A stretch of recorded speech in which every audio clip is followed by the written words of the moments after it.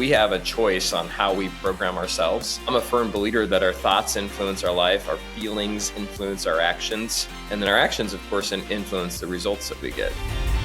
Welcome to Shift, an exclusive podcast by DSN. I'm your host, Blake Mallon, and this is where high-performing entrepreneurs and experts share their most powerful shifts in mindset, skill set, and strategy to help you accelerate your business and amplify your impact. I challenge you to be present, open your mind, and let the shift begin. Welcome to Shift. I'm your host, Blake Mallon, and our guest today is an absolute entrepreneurial rock star. Introduced to the direct selling industry 15 years ago, he balanced a career as a full-time airline pilot while building his direct sale business for 7 years before making the bold decision to leave the airline industry. Fast forward today, he's not only a top enroller and team builder within his company, but really within the entire channel. He has mastered both the art of online attraction. I can't wait to dive into that, and how to build a real, connected, and thriving in-person community. So important today. He has a gifted ability to see the big picture, break down complex things into simple steps, and then communicate them in a way that inspires people to move forward. Values-driven, family, fun, freedom, empowering others to step into their greatness, and is all about doing what you say you're going to do. His why? To live free. Family is most important, and helping others achieve true financial freedom. And he believes he has a unique level of commitment to his business, his team, and his company. It never wavers and doesn't take time off. And I know all of this to be very true because I have the pleasure of working closely with him for the past 5 years now, which is why I'm so excited for our conversation today and to introduce all of you. Please help me welcome to the show, Nick Martinez. Nick, how you doing, brother? I'm fantastic, Blake. Thanks for having me here. Well, this will be fun. This is a different level of conversation because I know you and I talk very frequently and have for years now. And I'm excited to get a chance to have you share your story on this platform and kind of level up the conversation we're able to have. So thank you for taking the time today. My pleasure. Well, so first and foremost, I know anybody that does know of you and does know of your story.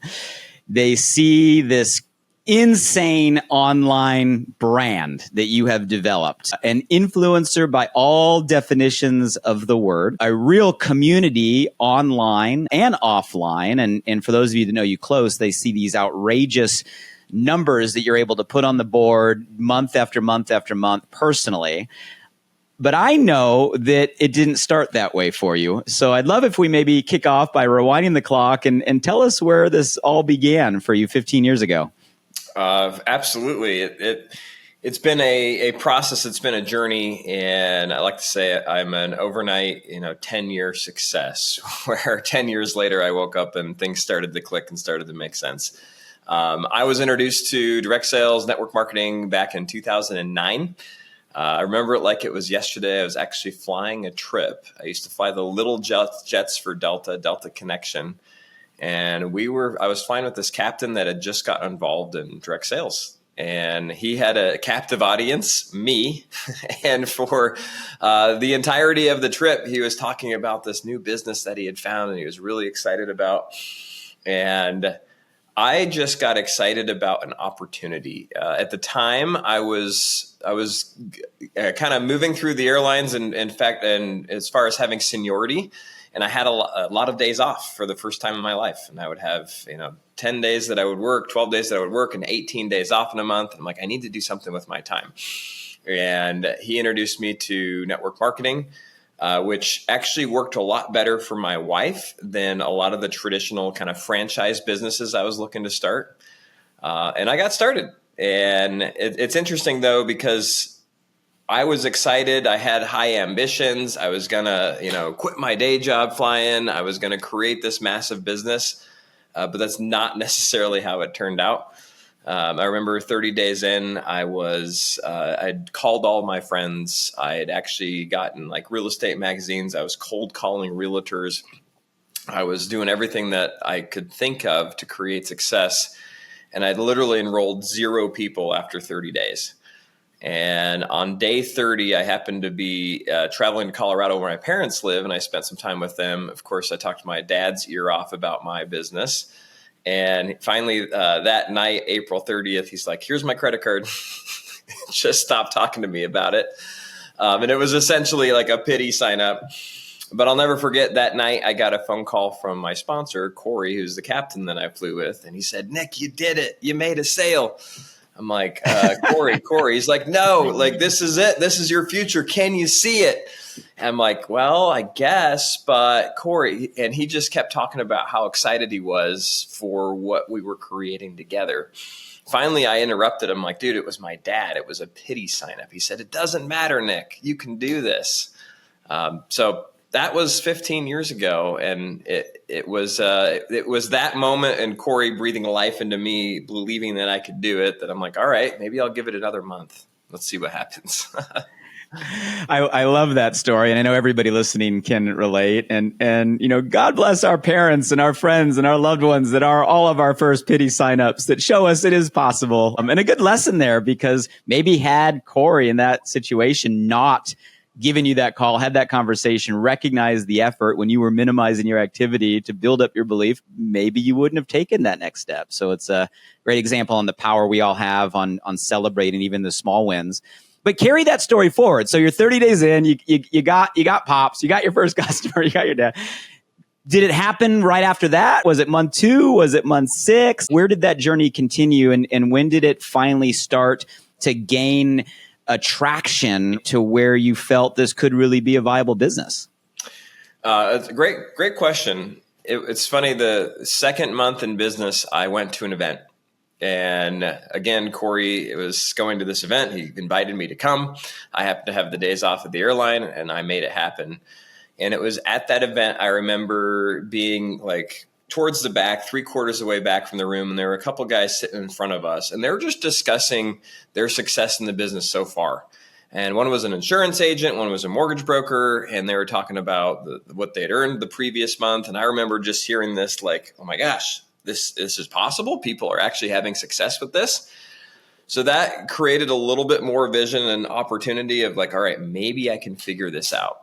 And I learned some things in that event, and I went back home and I reached out to some past contacts. I in college, I was a real estate agent. I reached out to the office manager. I was able to get in front of some more people. And that month I enrolled like 3 or 4 distributors. And it wasn't a ton, like it wasn't like it just took off and I had all this duplication all of a sudden, but it was enough for me to say, okay, like maybe I can figure this out. And honestly, for the next year or 2, I had mild success, but I wasn't making more than, $1,500 a month, $1,000 a month.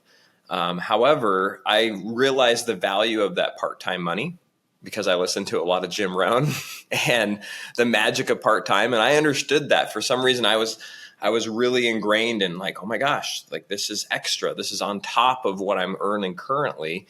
If I just spend enough time, if I build this long enough, it will grow. And that's what got me through the first probably 4 years until things started to click. I love that. As soon as you mentioned Jim Rohn, I can't help but hear the voice in my head. Full-time on your job and part-time on your fortune. And there you were. You were full-time on flying airlines around the world, working part-time on your business. And, Nick, it's interesting. I've never really asked you this. I don't know if I've ever asked any guest this question. Fast forward, you're 15 years, on this journey. Obviously, the business you lead today, the lifestyle you have today is exponentially different than those first, 1, 2, 3, 4, 5 years. And as entrepreneurs, if we're all honest, we all want things to happen faster than they do. I think everybody, if we were to pick and it was in our control, would be like, yeah, I'd rather go faster than slower. I'd rather get to the top overnight. That's probably the intention. But here's my real question. You today, looking back at the journey you were on and how long it took to get to where you are today, is there any part of you that's actually grateful it went slower rather than faster? And it's okay if that's not, but I'm curious if there's any part of you looking back going, I'm kind of glad I went the pace that I did. Or are you still in the boat like most brand new people where you're like, man, I wish I knocked it out of the park month one? I'm just curious, honest answer. I'm grateful for the journey just because of my journey, I know what's possible if you stick with it. And I know that most people don't succeed in this business because they stop, because they have a short-term vision for what they can create. We overestimate what we can do in a year, and we drastically underestimate what we can do in 5. And I heard that from stage numerous times. I heard, hey, if it took you 10 years, would it be worth it? And I remember always thinking, yeah, it's worth it. I'm willing to commit 10 years to this. And the reality, though, is if you say, yes, it's worth it, then are you truly committed to it? And if it had been like this for me, then I wouldn't be able to talk with a new person that's getting started and say, hey, is it worth it to you? Because it took me this long. It's been worth it. I'll tell you it is. But the question is it worth the time, energy, effort, and maybe lack of success in the business for you? So I'm grateful for that curve. Like if you really look at my curve, it's and these years were also formidable. I wasn't ready to be the leader that I am today in year 1 or in year 2 or in year 3. There's a lot of personal development that had to take place in order for me to actually be able to carry the weight, in order for me to be able to truly lead and communicate with the team. I learned early on that you needed to communicate well, you needed to be able to speak, you need to have confidence. And I bought every personal development book out there. Why? Because Jim Rohn said, Cerrone, work on yourself, work harder on yourself than you do on your business. So I did that. I joined Toastmasters. I spent 6 years going to Toastmasters. Why? So I could learn how to communicate better. And I figured, hey, I could network and I could learn these things. It's a whole different element over there. But I did things on a daily basis in order to grow who I was. And that truly created the space or the vacuum in which finally, when timing was right, things were right, the business filled that space. When you look at those foundational years, whatever that period is, maybe that's the 3 years you mentioned, maybe it's your first 5 years, the years that really the key decisions you made change your trajectory. I'm fascinated by how we just don't remember most things in our life. I'm always fascinated thinking about most of our life, we go by and what we do is the same as yesterday and we immediately delete and don't remember most of the stuff that happens in our life. And then there's some moments in our life we actually remember. And then there's certain moments that are really defining. Defining moments are where we had to make a decision, left or right. We maybe zigged instead of we zagged. And those moments at those forks in the road, so to speak, ultimately, when we look back, dictate the trajectory of our life. So I'm curious, when you look at your kind of foundational years, those first 3, 4, 5 years, were there any defining moments? You could have zigged and you zagged. You could have gone left and you went right. And looking back, it was the decisions in those moments that ultimately led you to where you are today. Any moments come to mind? 2 specifically. One was 2012. I had earned an incentive trip to Hawaii. We were at Turtle Bay Resort on the North Shore of Oahu. Beautiful setting. And we had an opportunity to play golf. And I was playing golf with a couple of the top income earners at the company. I was probably making $1,500 a month at the most. And as we were playing, we were probably on hole 17. And I was talking to this guy named Adam. And the trip was set to end the next day, and I was going home, and I was just reminiscing, oh, yeah, I got to get home and go fly. And I asked Adam, I said, when are you flying home? And Adam said to me, I don't have a return ticket yet.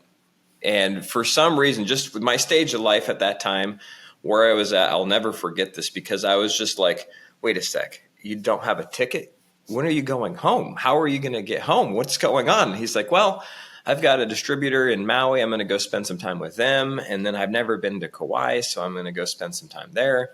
And I can work this business anywhere. And that moment brought me through the next 4 years, because it wasn't until 2017 that I walked away from flying. So really the next 4 to 5 years, where there were days I was in the cockpit wondering, is this going to work? I was kind of putting my airline career on hold, flying right seat in a small regional jet instead of upgrading to captain. And there are moments where you're sitting there, the guy next to you got hired after you, means they were junior to you. They're looking at you like you're crazy.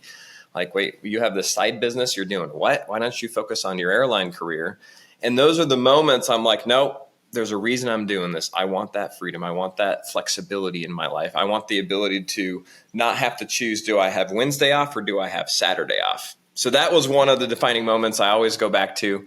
Another is more recent, and it was kind of in the beginning of when social media was kind of taken off, and inside of network marketing, direct sales, there's kind of like these two camps, right? They're the camps of, no, you have to do it the traditional way. You're cheating if you do it online. It's not the same thing. It's not as sticky. And then there's the camp over here. No, social media is the best way. You guys kidding? You have, like, this is the way to do it. And I cut my teeth and grew up in the face-to-face, belly-to-belly networking, doing hotel meetings, doing restaurant meetings, having people at your house. That's how I was learned. That's how I was taught. And a lot of the people that I worked with, that was how they were ingrained. That was their focus. And anything that was outside of that was not correct, right? It was wrong. And I remember being at an event here in the Twin Cities where I live. It was at a hotel. It was an in-person event. And the CEO of our company was there, and there was an individual, husband and wife couple, that were crushing it on the leaderboards. They were crushing it from an enrollment standpoint, from a recruitment standpoint. However, they were doing it all through Facebook, through social media. And so there were these voices over here. Oh, that's not real. You don't want to do what they're doing. It's not replicatable. You can't do that. And in that moment, I remember the CEO calling them up to stage, and he was asking them questions. What are you doing? How are you doing it? And he looked at her and he said, if you keep doing what you're doing with the same level of intensity, and you really get behind it, and then you replicate, you teach them what you're doing, you can be the top income earner in this company. And this was early on. And I remember hearing that, and instead of buying into what other people were saying that were close to me, I remember thinking, you know what? I might as well focus on that, keep doing what I'm doing, but also create another avenue, another opportunity. And it was that moment that I went all in and committed to what I was creating on social media. And as a result of that, everything shifted in our business. I love those stories, and I love them for so many reasons. And the first is that inspiration can come from anyone, anywhere, at any time. And I love that because that's true for all of us. Sometimes it is sitting front row in the event, the environment you put yourself in, like the first example you gave when you went to that event.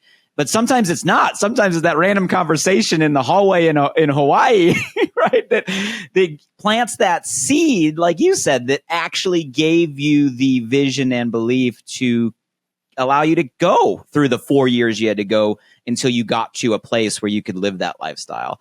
So I love all of that. It's a great example. And I know those defining moments are different from all of us, but I know all the listeners out there, your defining moments, you've had some to get to where you are, and they can be anywhere. It can be a conversation like this, Nick delivering that story that just hits you, that right shift at that right time. And I don't know, it fires me up because I know just that one little click can ultimately change so much for so many people. You had a nuance in there, though. I actually want to go deeper before we move forward, because I heard you talk about putting your career on hold. I think you mentioned captain, and having these juniors kind of pass you on the corporate ladder while you're doing this little side gig thing. Go deeper there, because I think that's such a important piece for so many of us on our journey, where we have an expectation of what we're supposed to do or what success is or what we've been taught the path should be. But to say no to all of that we've been taught in order to allow other doors to open, go deeper there. What allowed you to say no to this career you'd spent your life building that most people would deem successful? Captain's an amazing title. What kept you pushing that off to put time and energy in this thing that at that time wasn't working the way that you wanted it to work? It's a great question. To give you guys a little background on the airline world, there's kind of a progression. You start flying the little jets for what's called a regional airline. If you hear the Delta Connection, the United Express, Those are all like the baby jets, and that's where you start. You start as a first officer, then you become a captain. And once you have a certain amount of time as a captain, then you can kind of go to the majors where you fly the bigger jets for the main line, the Delta, the United, the American. And so it's this process, and you want to go from right seat to left seat, from first officer to captain as quickly as possible, get your time as a captain, and then you can get into the major airline where you're making the real dollars. So when I got started, I went from having no time off, like just the minimum, working reserve, flying all the time, to very quickly having a decent schedule where I could, bid my schedule and then have a decent number of days off. And I was sitting what you call right seat, first officer, not making much money, especially back then. The airlines did not pay very well. And to upgrade to captain, I would increase my salary by 40, 50, 60%. And but at the same time, I would decrease the flexibility. I would go back to the bottom of the list because it's seniority based. Half the captains, half are first officers. So if you're right here and you're the bottom of the captains, you get no choice, no flexibility. So I was in the right seat. I was the top of the list pretty quickly, and I had a choice to make. Do I upgrade and pursue the career that I paid a lot of money to get into, right? And that my father was an airline pilot. He was a captain at United Airlines for 35 years. It was the path I was on, and I chose to wait and to stay where I was at because I had this burnt, like this little bit inside of me that said, hey, what if this actually is possible? What if this is for real? And there was enough validation around me through the events, through people that I met, that kept saying, it is real, Nick, and you can do this. You may not be ready for it yet, or it may not have happened yet, but it is possible. So every year that went by, it was me holding myself back from that career in order to commit to this business. And the hard part is that there almost became a point of no return where I'd sat here long enough. It's like, well, shoot, now I can't go that route because then I'm giving up on this. And I've put so much time into this. If I had thrown in the towel after a year, it'd been like, well, I tried that. Okay. But after 2 years, after 3 years, after 4 years, after 5 years, I remember being at a check ride where you get tested every 6 months to make sure that you're still proficient in flying the airplane. The pilots are very well trained. And the check pilot looked at my seniority number. And he looks at it and he's looking at me and he immediately thinks there must be something wrong with this guy. And usually if you're still in that situation, like you popped the check ride, you had some issues with alcohol, maybe like you're not a confident person. You don't have what it takes to upgrade. And so I'm feeling this judgment. And he's like, why are you sitting here as a first officer? And I confidently, and at the time I was with an anti-aging skincare business. I said, hey, I have an amazing side business that's going to create it's just an awesome business. He's like, oh, what is it? I opened my mouth for 2 seconds, said, oh, I offer an anti-aging skincare product and we do this, this, and this and help people. And he immediately stopped. He's just like, okay, let's just keep going with this. Right? And in those moments, I could easily waver and be like, you know what, it's time. I just need to put my name in and go progress through this career. But again, it was knowing that I had more that I wanted to accomplish and more that I wanted to give. And I just saw myself as there's nothing wrong with being an airline pilot. It's a great career, great profession. But I've from day one of this business realized like, hey, this is my ability to create an impact. This is my ability to create a legacy beyond the financial aspect, beyond the money. Like I had fulfillment in helping people, a fulfillment in supporting communities in their growth. And I watched what I was kind of learning and developing and going through and realized, wow, I can help people in this process.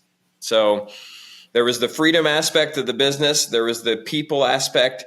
There was the, God-given talents and gifts that I have inside of me that I knew I was not expressing or not being able to use in the cockpit that I saw in conjunction with network marketing, direct sales, and realized that this was the path I was intended for.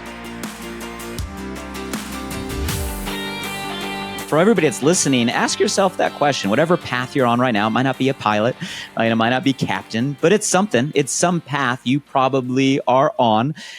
And if you get in a position where that next step is there and like you get in an opportunity to move up in that traditional path, are you going to make the same decision that Nick made in that moment? Are you as passionate about the journey you're on with your direct selling business, even if it's not working to the extent that you want it and wish it and believe it will eventually work? Are you really willing to put off maybe the path that others have given you to really pursue what's calling on you?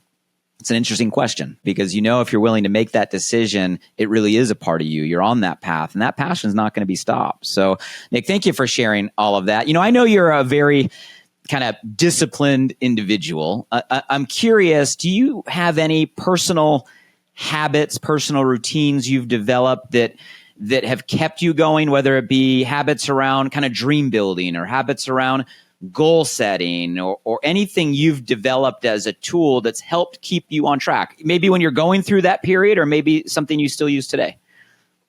Absolutely. I believe how you start your day is how your day goes. And we have a choice on how we program ourselves. We can either program ourselves to just be more of what's going on in our life and more of the past, or we can program ourselves for the future.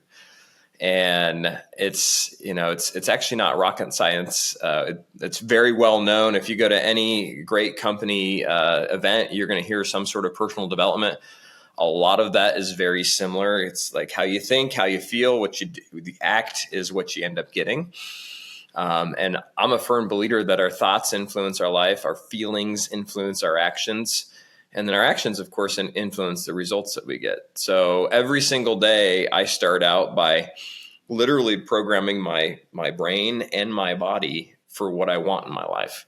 And that looks different each day, but it might be meditation where I'm focusing on the future that I'm creating, the experience that I'm having, the feelings around that.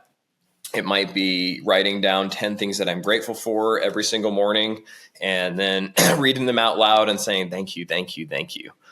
It might be spending some time with like, all right, what is it that I'm developing, or what is it that what's my goal or my vision? And then putting that down on a piece of paper. What are the feelings that I experience when I'm there? And then, okay, what are the sub-intentions of that? And spending some time, like literally starting my day with the future in mind. Because one thing I've learned over the years is you become conditioned to certain thoughts and feelings, and your body becomes addicted to those hormones, to those emotions. And if you're feeling stressed about your business, if you're feeling anxiety, worry, if you just are feeling doubt, well, guess what happens? Your body gets so used to those hormones, so used to those chemicals that it makes you think thoughts in order to create that emotion inside of you in order to get those chemicals. And we've learned this just through personal development. And the more I realize, well, shoot, if you're going to be addicted to feeling bad, why not become addicted to feeling good? So your default is what you want.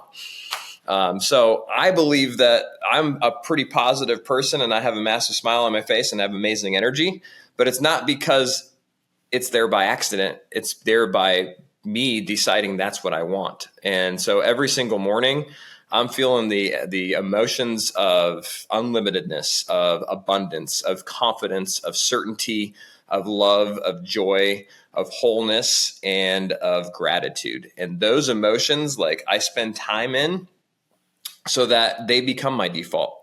And then if my body's saying, hey, I need that feeling of love, well, you think thoughts of love. I need that feeling of abundance, you think thoughts of abundance. And guess what? That causes the actions to just go, go, go. And next thing you know, those things start to show up in your life.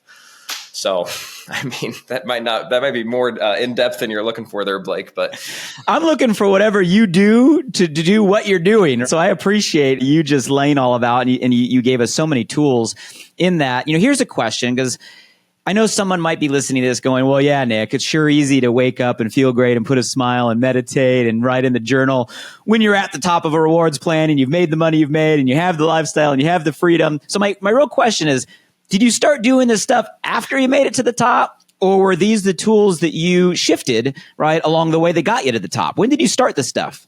2009. I remember my first, it was called the Treat 'em Right seminar, and we wrote I am statements. And this was like the beginning of my personal development journey. And I still have note cards today in my desk that are, I am a leader of thousands. I am a confident communicator. I am a recruiting master. I am a top income earner. I would pull those out and read them out loud. Now I learned as we went, like combining emotion with that is super important. So I started to do that. I remember one event we got to write our future 5 years into the future. And this was in 2012. It was like a leadership seminar. And we spent 30 minutes just writing about a perfect day in 5 years. And what did that look like? I wrote that. In that perfect day, I still carry it around with me because it's really impactful. I read it. After I wrote it every single day for the next month. And as I read it, I had a smile on my face. I was just experiencing that moment. Well, in that perfect day, I wrote about walking away from flying. I wrote about a house that we were building with a 2-story great room and space to have 25 or 30 people at our house. And guess what? I walked away from flying almost like 5 years to the day of writing that. Wow. We built our home that I wrote about in there. We lived the life. When I wrote about that, there was no chance in heck that I was going to be quitting flying, because I was not making the income and I did not have the team to support that. And in my 5-year vision, I wrote about how I no longer flew for the airlines, and my kids were my alarm clock. I didn't have kids at the time. We didn't set alarms. The kids came into our room and woke us up. I was able to, have a day of my choosing, and pretty much all of the things 5 years later happened. Now, if you would have asked a year in, 2 years in, 3 years in, how's it going, Nick? How's that 5-year vision?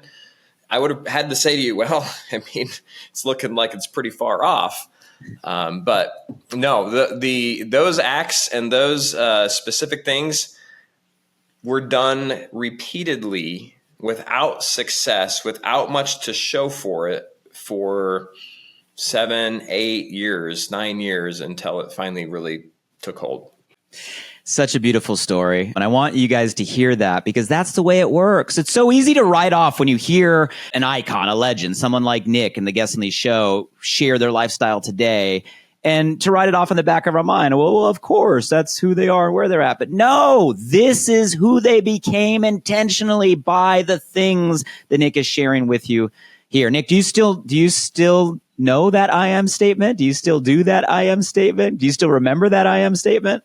Oh, I mean, I have a statement that I wrote 7 years ago that is maybe 8 years ago now. I still say it every single morning, at least 5 to 10 times. I take the dogs out to do their business as they're doing their business. I look at the green grass and the lake that we live near, take deep breaths, and I share it to myself out loud. I want to shift gears here a little bit, maybe get tactical. You've given us a lot on kind of your story, kind of the decisions you made in those defining moments that are going to be similar things we all face on our journey, different ways, different places, different people, but having to establish that commitment to the path that we really, really want. I love the vision and the tools you just gave us when it comes to creating that lifestyle. But let's maybe go to tactics, right? And when it comes to attraction, and actually before I ask the how, I never do this with guests because I don't want to make guests feel uncomfortable. I don't want to overstep, but I know you better than most of the guests. And I know you're very open in sharing just how it is and facts. And you may not know the answer to this. So if you don't, just to the best that you are aware, how many personal customers have you enrolled in your career? Ish. It might not be to the number. Not your team, not in your community, not through your organization. I just mean through your personal efforts and activity. Not distributors. I'm not talking recruiting, just customers. Do you know the ballpark? Yeah, it's just over 13,000. 13,000 customers. Yes, sir. Personally. And how many of those customers ish, right? I'm not looking for specifics. Like, How many of them came off your personal contact list? How many of them came off social media? How many of them were really Facebook centric? Like, what does that process or system look like for you then or now? When I started, kind of where we're at, it was all face-to-face, all belly-to-belly. I went to BNI groups, Chamber of Commerce's. I got out there and met people. I did not grow up in Minnesota where we live now, and I moved here because of the airlines, so I did not have a local network. And I remember when I first got started telling you those stories of not having any success, somebody said to me, Nick, well, you got to go meet people. If you don't have a network, you got to go create one. So the first 7 years, I was out meeting people, and I was able to create a decent amount of attraction and success just through face-to-face networking. And I became the guy that knew somebody for anything, everything. You wanted something fixed at your house, people would call me because they knew I had a connection. And I spent time developing that. I spent more time in coffee shops than I did like at my house. And then social media came, and the beauty of the bulk of the 13,000 comes from Facebook. I found a niche for myself on social media. Facebook happened to be the platform that took off for me. And I would say 90% of our customers have come through that specific platform. But there's still, of course, the outliers of other social media platforms, and as well as people that I meet face to face. Let's take that conversation even deeper, because we live in a time right now where our channel is attracting a lot of quote unquote influencers. I mean, there's people now that have grown up, especially when we talk about Gen Z, they've grown up in a digital age. Building and connecting online is a natural part of life, social media content, creating content. So it makes sense that our channel now is attracting people that are kind of digital natives. They already have some small following on some of their platforms, and they're wanting to monetize that through an opportunity in direct sales, which is amazing. It gives us an opportunity to attract these creators and these influencers, micro, macro, all of that. But my point is, a lot of times people come into this channel with that skill set first, and then they use a business in direct sales to then monetize that community they built. You, based on the story you just gave, it was the opposite. You kind of were brought up, like you said, the old school, the belly to belly, to use your words. And then you learned how to become a quote unquote influencer by all definitions today. Was it easy? Did it work right away? Was it instantly something that came to you? Tell us that story of how it unfolded to get to the scale that you are today. Great question. The answer, it wasn't easy. It wasn't fast. It actually took a long time. My path was not one of rapid trajectory where I perfectly timed it and it just went bananas. It was one of trial and error. When I started trying to get into social media, I had 200 regular friends on Facebook. I posted once a month. It was because my mom texted me saying, "Hey, I want to see your kid. Put the pictures on Facebook so I could see them." And I had, a one, and she became two-year-old at the time. And so I posted literally just so that my mom could be there. I didn't understand Facebook. I didn't use it to communicate with my friends. It just wasn't a thing for me. The main reason I got into social media is actually because I was flying nights. I was doing the night shift. So I'd take a late night flight out. I'd get very little sleep at the outstation. Then I'd take the first flight back. Airlines had these kind of trips back then, and they called them continuous duty overnights. The beauty of it was you were home during the day to rest or take a nap. So we used it in my household because we had a kid and my wife worked full time, and somebody had to take care of the kid. And instead of putting in daycare, I was daddy daycare. Well, when she was a baby, she was an asset, right? I would bring her to my BNI meetings. I would bring her to my networking, my coffee meetings, and I'd bring this baby along, and here's this dude that has this product. They're like, "Oh, how cute. This is really fun." And she was a great asset to what I was doing. It sounds bad. I didn't use my child. She just happened to be there, but it worked great. When she became, a year old, she was a little bit more movement. And then when it was a year and a half, by 2, she was no longer an asset. Now she was a detriment to my networking abilities. And I realized, all right, I want to spend time with my kid. I love this flexibility of being able to work nights, get a little nap, spend time with my daughter. But it wasn't leaving me much space to grow this business. And at the same time, social media was started to take hold. And I'm like, maybe I can figure this out. So that's when we Started a page on Facebook. That's when I literally all of my videos, you'll see my daughter Callie in the first few years, because she was with me at home, and I'm like, we're going to make food in the kitchen. We're going to talk live. And she would participate with me. But to answer your question, I went live and I posted every single day for 18 months. And 18 months. 18 months. And when you say every single day, do you really mean every single day, or are you just kind of generalizing? I never missed a day. I never missed a single day. And in that 18 months, I enrolled zero customers through my Facebook account. Everything that I did, I still built my business. I still had success. It was all through the past connections, the continued networking that I was doing alongside trying to figure out this social media thing. And I remember asking some people that I had seen on Facebook that were quote unquote experts. I would meet them at events, be like, all right, what are you doing? I would pick their brains. I remember coming back from an event with somebody that had a massively successful page, and we got stuck in Denver for a few hours, and I had lunch with this guy, and I literally just grilled him with questions. How do you do this? How do you do that? I would hear what they did, and then I would go apply it. And then it would work a little bit. Then I would tweak it. Then I'd find something that people liked. I'm like, oh, they like food. They like cookies. I'm going to do that again. And I just did that over and over again. And finally, 18 months in, I got my first actual bona fide Facebook customer. And because of that, I continued. And then I got a couple more. And then next thing I knew, it just took off. So 18 months showing up, not just posting, going live every single day. I mean, that in itself is a heroic effort before you got your first customer. Then finally things started to happen. I don't think that was luck. I mean, I think if any of us do anything consistently every day for 18 months, we're probably going to get better at it. We're probably going to learn from it. All right. We're probably going to dial in, find our voice, find our audience. All that stuff is going to happen naturally if you just put in the reps. So I don't think it was luck or a change in environment or a Facebook algorithm. I think it was probably all the things coming together. And then boom, fast forward to today. Is it still working for you today? Is business still being generated today, right here now, mid 2024? Is Facebook still kind of the place that you're generating the numbers you're still generating today? Absolutely. I mean, some would say Facebook's, that's old news. It's dead. I don't believe it. There's still millions of people who are sitting on Facebook just waiting for somebody to come along and change their lives.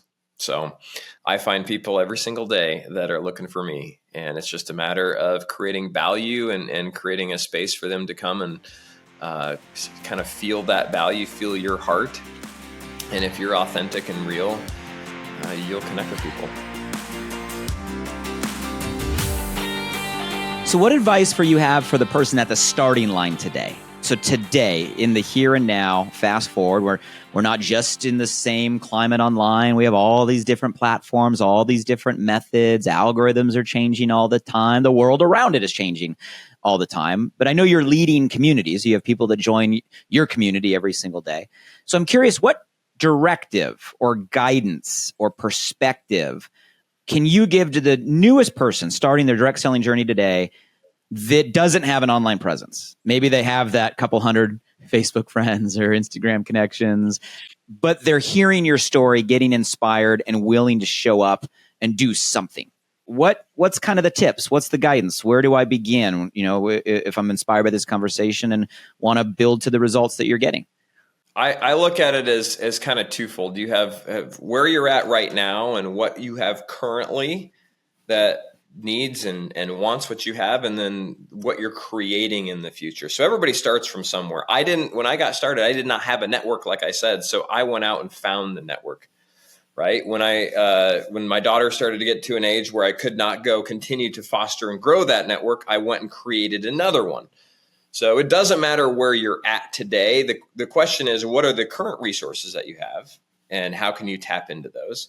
Hopefully the project that you're in, the company, the products that you're working with, you better be in love with them, right? You better be excited about them, because if you're not willing to share it with your mom, your dad, and your sister, you might be doing the wrong thing. I don't want to say that, but it's true.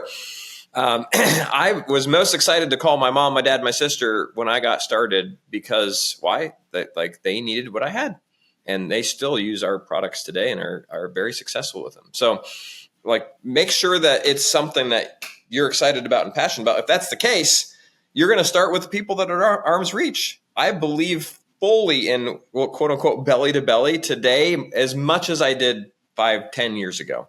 Why? Because the world is disconnected, is all over the place. And one thing that still connects us is our energy. And if somebody feels your energy and experiences your passion and excitement about what you're doing, they're going to want to be part of it. Right? So that part's huge. So if you're getting started, find a way to get in front of the people that you already know, the people that are already know you, like you, and trust you. Then the second step is create a community of people that you can grow and that you can control the growth of and create that know, like, and trust factor. And you can choose how you do that. If you're going to do it on social media, I have there's 3 steps I'll give you, 3 simple things that I'll give you that if you commit to, Blake used the word algorithm. I want you to take that word out of your out of your mindset, because a lot of us, you'll get sucked into the gurus on Facebook or on in your inbox, the gurus in this industry who try to sell you stuff every single day so that you can beat the algorithm. Oh, you need to know this, you need to know this, and they'll keep you going from over here to over there. And I never wavered from Facebook, from what I was doing. I never changed anything based upon what somebody told me the Facebook algorithm was looking for. I followed these 3 steps and this one philosophy that I'll share with you. And because of that, it didn't matter what was happening because I was doing these other things. So for those of you that are looking to grow network and you want to utilize social media, it's simple. Number 1, this is the philosophy.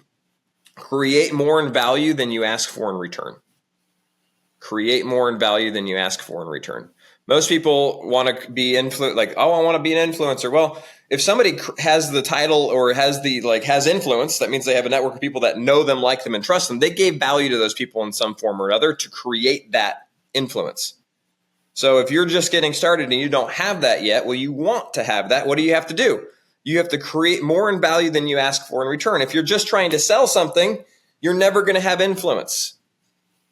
If you're educating, if you're inspiring, if you're entertaining, if you're creating this environment that they can't wait to open up their phone and see your story on Instagram, or if they can't wait to open up their phone and see your most recent reel, or if they can't wait they look for you. Why? Because you connect with them.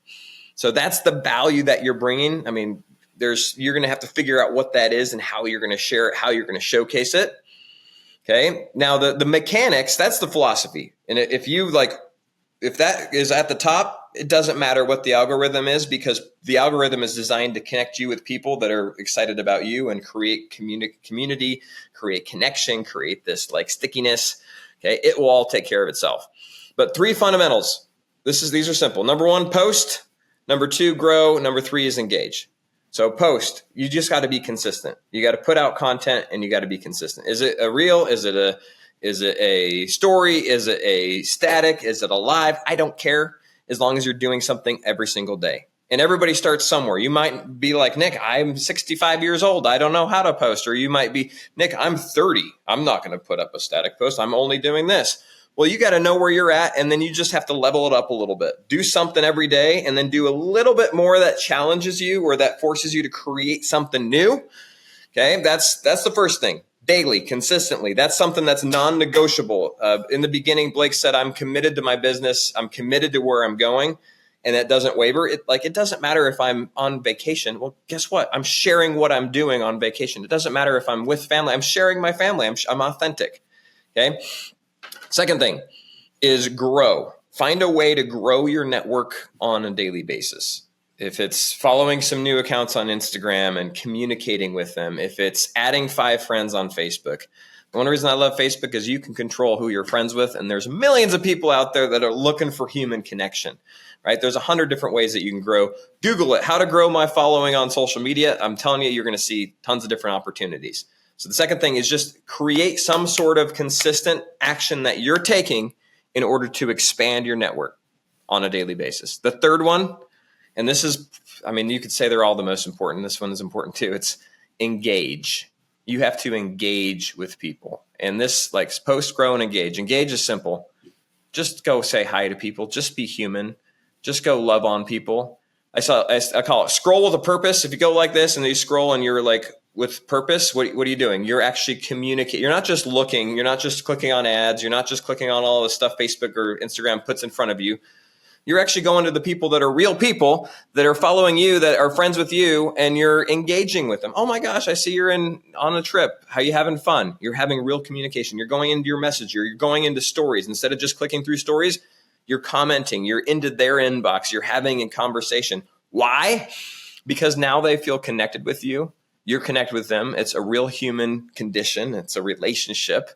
And you're growing that know, like, and trust factor. So, Blake, in 5 minutes or less, those are my tips. I mean, it's so good. It's so good. Got to start with the right mindset always. Are you giving more value than you're asking for in return? That alone is probably going to wake up some people out there, right? Be honest with your answer. Be real. And then a 3-step framework. I love it. Post daily, consistently. Even if it takes 18 months before you see a result, like Nick's story. Post, show up, grow, have something you're doing every day to grow. We all can figure that out, or we can Google it, or we can ask our upline or our mentor, our system, whatever platform we are, and engage. We're not posting and ghosting. We're creating relationships. We're having real conversation. Nick, so simple. So simple. And I know it works because I know your numbers. I know what you're doing and what you're duplicating. But I love the way you simplified all of that down in steps that all of us can take, no matter where we're at in the journey.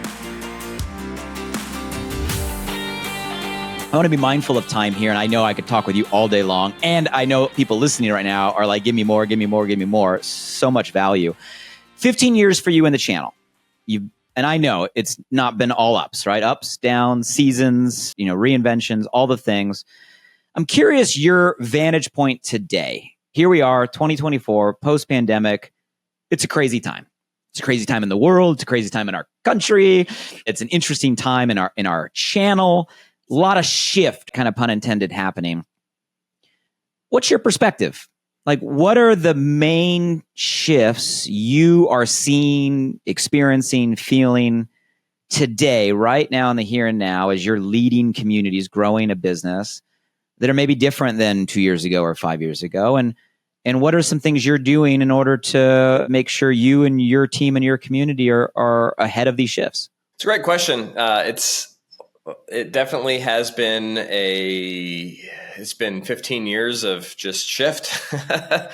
And I think it gets back to human connection, the transactions that you can create via social media and maybe that were created out of COVID and out of time where people were glued to their phones and happy to just buy like crazy. And then now where they're scattered, they're not connected as well as they were. Gets back to human connection. And I think the shift going forward is people are excited to join you if you're excited of what you're doing and you know where you're going and you're creating a community around it. So I don't believe the get rich quick, join my thing now because you're going to retire in 6 months. Look at all the money I'm making. I don't believe that's still effective today, or at least it's not long term. You might be able to create a short-term pop with that. But the true, like in our channel of direct sales, network marketing, it's bringing products that have value to the marketplace. Like it's actually creating value through whatever this product or service that we're offering. Number one, you have to be passionate, excited, and like a true product of the product. That was a phrase I heard years ago. Be a product of the product, Nick. And I always just thought it was like kind of lip service. But the more that I'm into this, if I'm not bought in and sold out on what I am actually selling, then why am I selling it? Right? Why am I selling it? Because this is this goes way deeper than just a sales position, right? It's not like you're just at a company and I have a guy that sells like bolts. He sells nuts and bolts and he's good at it. He makes some money, but he doesn't wake up in the morning and I can't wait to go sell some bolts today. right? But in this business, if you're going to attract other people to sell bolts with you, you better love those nuts and bolts. Like, you better be into it. So the shift going forward is, I think that aspect is more important today than it has been in the last 15 years. That aspect of like, you have to be so bought in and so excited and so just like you have a vision for what you're creating and where you're going. That's what's going to draw people to come along with you. That's what's going to create the community. And at the same time, that's what's going to sell your product. And if you have both, right, you can make some money by selling some product. That's great. But what you're really after is that community of people that are all doing the same thing, loving the process. And if they love that journey, if the journey is so great, they're going to stick with it, which creates that long-term business and growth that you're looking for. You know, Nick, I love your perspective. And as simple as it is, I don't want people to miss how impactful what you're saying really can be. Because we're hearing the opposite. Like, you know, we're online as marketers, as entrepreneurs. It's like, how do you break through the noise? It's all tactical. It's all, you got to have the hook. You got to have this in 3 seconds. You got to have this sort of message. And all those things are marketing. And I'm not here to say those don't work to grab attention. But what I'm hearing from you is it's not about the hook or the message or the gimmick. It's about the energy. And if you have that real passion, that real purpose, that real intention, that real energy, you actually care, that energy is going to be what breaks through to people. And then I also heard real connection and community once you do have their attention. And that's the foundation of where this industry became great. And I think you're right in regrounding us or bringing us back to that is what the future will be, even more valuable today than ever before. You know, you didn't mention this, but I know anybody that's at the level you're at and that's been doing it for as long as you have goes through ups and downs. I'm curious because at any given time, I know there's going to be a percentage of our listeners that are in a plateau. They're in a plateau. They're putting in time and effort and energy, and they're not moving the pace that they want to move. Or maybe it's not even a plateau. Maybe they're calling it a plateau, but it's a straight dip. Like by the numbers, it appears like they're going the wrong way. What's your perspective as a leader in the seat you sit in today? And what guidance can you give for maybe listeners out there that are in a plateau season or even what feels like a dip season? What guidance can you give? Business for me never was like this in a straight line. It literally went up and then it came down a little bit. Then it went way up. Then it came down a little bit. Then it went even more up. Then it came down a little bit. And even if it comes down further than it was in the past, meaning like if you're further below your past peak, you have to ask yourself, like, are you excited about what you're doing? Do you love what you're sharing? Are you growing yourself on a daily basis? Are you still looking for what you're creating in the future, or are you focused on what you don't have? Are you focused on what the lack is between now and maybe at your peak? Because the peaks and valleys of this are the business. And I've had to ask myself, I mean, I'm in a bit of a plateau, a bit of a dip. However, I have to remember, like, holy smokes, if this is a plateau or a dip, I'm pretty grateful to be here. This is incredible. Number one, I start in a place of gratitude. Number two, I've been through this long enough that I know that once it goes like this, guess what happens? It goes this direction. And the only way that you miss that is by getting out, is by shifting and going to something different.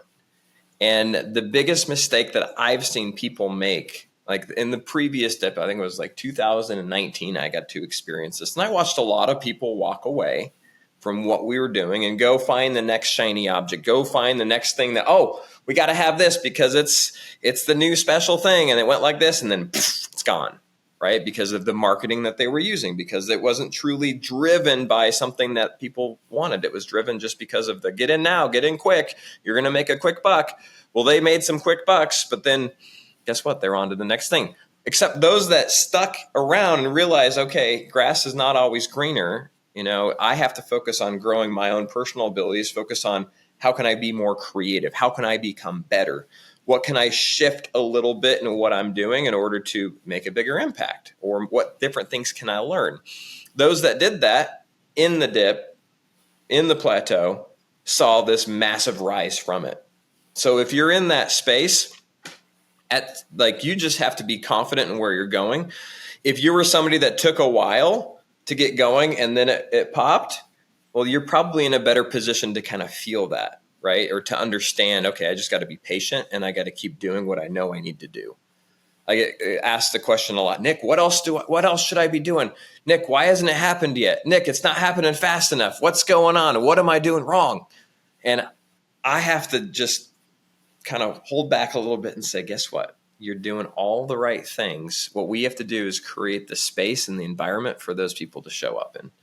And unfortunately, I don't have a crystal ball, and I also don't control the timing of when that happens.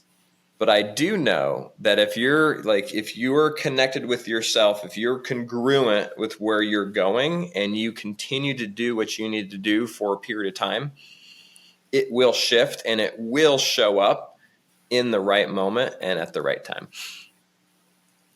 So powerful and so true. And I hope, as Nick's saying those words, many of you maybe are in that plateau or in that dip. And I hope that really resonates and lands on your heart. And it is the truth. Right around the dip is the next mountain. Don't get off the roller coaster, right? Stay on, enjoy the ride.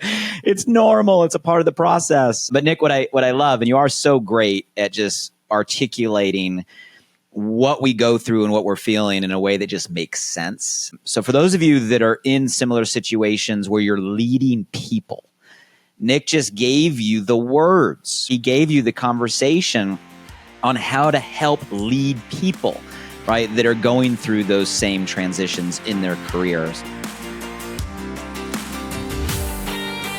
Can we do a quick, just like rapid fire? I'm going to ask you like 3 questions. There's similar questions I ask most guests. There's no right or wrong answer.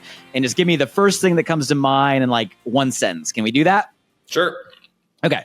So like I said, no right or wrong. And you've already given us so much of this. And, the show's Shift. And the reason the show is called Shift is not just because I've just been obsessed with that concept of really how a single shift can have such an impact in someone's life. But also we're in a season of shift as a world and as a channel.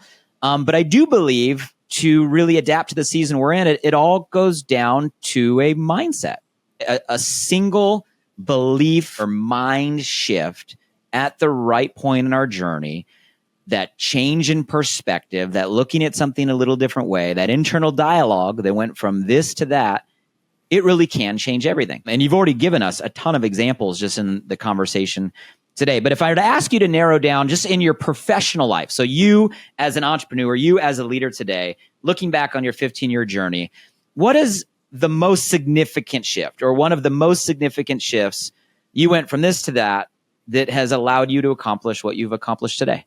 First thing comes to mind is, if it takes 10 years, is it worth it? And I asked myself that and I said yes.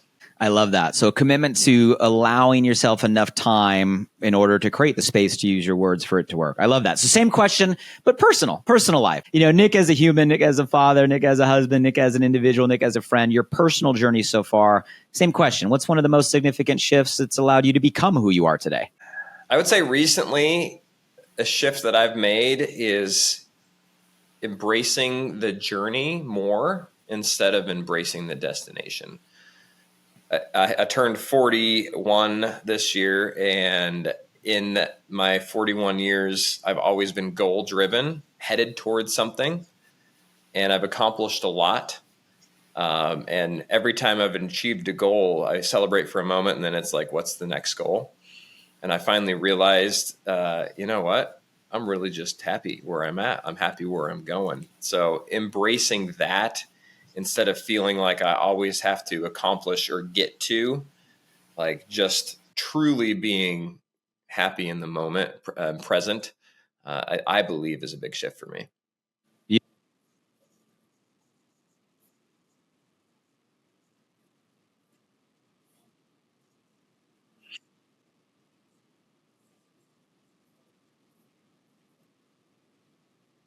Though it's new, it's already going out to hundreds of different companies. And I say companies, it's really communities at the end of the day of passionate entrepreneurs and growing every day. I love the support we're giving. I love all the shares. I love all of you out there that are listening and helping us grow the reach to have the impact.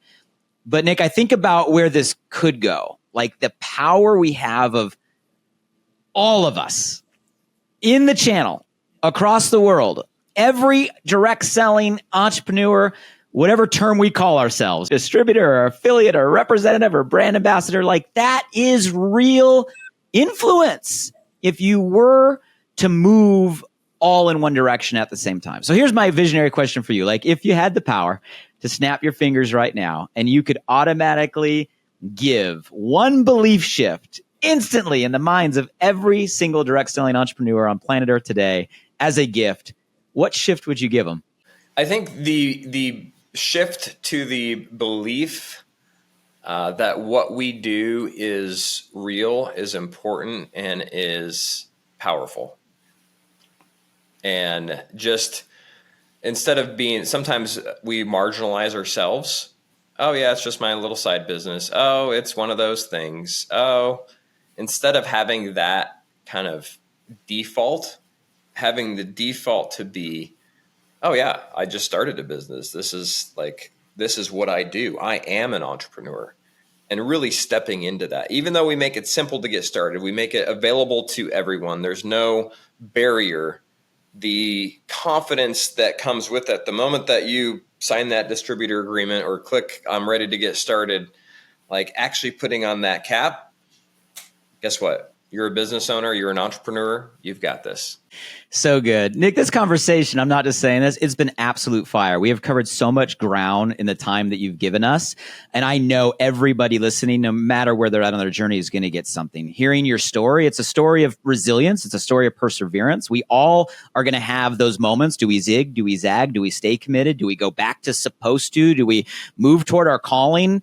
And you've given us an example through your example that we can stay the course and stay the path long enough to allow it to work. And then practical advice, like how to shift identity, how to build confidence, how to rewire ourselves. You gave us a bunch of tools that you live and have created who you are today. And we can adopt one or two of those right now. Tactics, whether it's Facebook or other platforms, a framework of how we can show up and post and grow and engage and offer value every single day. We can immediately apply all of that. It's going to get results. How to handle plateaus and dips, the perspective, the experience, why we need to get through to reach that next mountaintop, leading reinvention. So you've already given us so much, and thank you for all of that, because I know it's coming from real experience and wisdom, and it works. Is there anything we haven't touched on that you want to leave us with? Anything else left on kind of your mind or your heart that you want to share before we round out? I would just say I'm grateful. I'm grateful to you, Blake, for putting on this podcast. I'm grateful for you to invite me here. I'm grateful for the industry, all of the people that I've come across and learned from. And I think if we all inside of this channel have that heart-centered gratitude towards like what this is, and really see the tremendous value beyond the income, beyond just the sale of products, the impact to people. I've never experienced anything like it before. And there isn't anything like it out there that exists. You can go to some corporate companies that will put on some speakers on their stage and try to do some lip service around that. But inside of this community, and we're a larger community outside of the different companies, inside of this community, like we really are about people and elevating and helping people become successful and beyond just the financial measuring stick. And as a result of that, like I'm grateful. And we all, if you're in this industry, you should have that feeling of gratitude and love towards it. And the more that we do and just share that, that's how we elevate the direct selling community. That's how we continue to grow this community and these businesses. Well, Nick, I'm grateful for you taking the time out of your team and your family today to pour into all of us, and what you have given us is a gift. I'm grateful for you as a person outside of these conversations, for who you are and the example you set every day. And I know there are countless lives who will echo the same gratitude because of the impact that you're making. And thank you for everything you have given us. And for those of you guys that are listening, I'm grateful for y'all for being here, because I know there's something in today's conversation that you can take as your own to move yourself, your business, and your life forward. And you've heard me say it before, and I'm going to say it again because it's the truth. A shift really is a gift, and the right shift at the right time can change everything. And this conversation, I hope, is a gift for you today. And I hope you share the gift with others. This should be something, I know you have someone that came to your mind or your heart in any part of today's conversation. So take the time and please share with others. You can find all the links and all the places on the website, shiftpodcast.com, whether it's Spotify or Apple or Audible, or I recommend YouTube because you can see both of us here and the energy that Nick is pouring in. Share whatever your favorite platform is, but please help us spread the word. That's why we're here, to raise the tide across the channel, to make an impact, to help us all navigate the season of shift we're in, and help all of you reach the potential that is ahead of you on the journey that you are on. So, Nick, thank you so much for the time today. And for all of us out there, thank you for joining. Until next time, let's make the shift, everybody. Thank you, Nick.